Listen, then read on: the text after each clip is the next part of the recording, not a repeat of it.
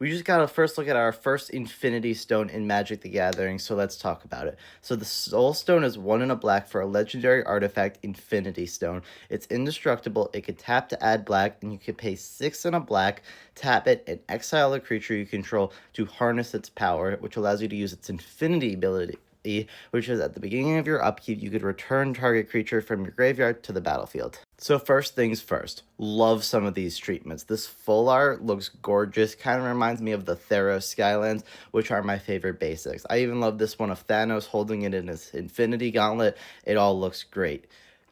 2, this is obviously a very powerful effect. Yes, it kind of takes a lot to get down, 7 mana and you gotta exile something.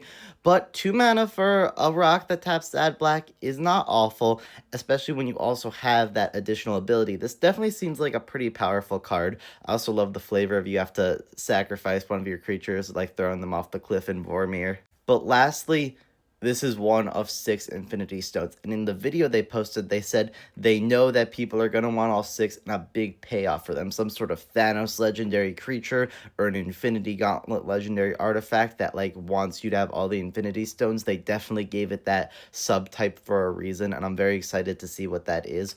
I do hope that they don't all come in the Spider-Man set, because Spider-Man doesn't really mess around with that. That's kind of out of his pay grade, and I want to keep it to his street level stuff and his Spider-Verse stuff. But I don't mind one of them being in here if across every Marvel set we keep getting just one more Infinity Stone, and it culminates in getting the last one and the Thanos and the Infinity Gauntlet, and we can pull all these cards together. That's pretty epic.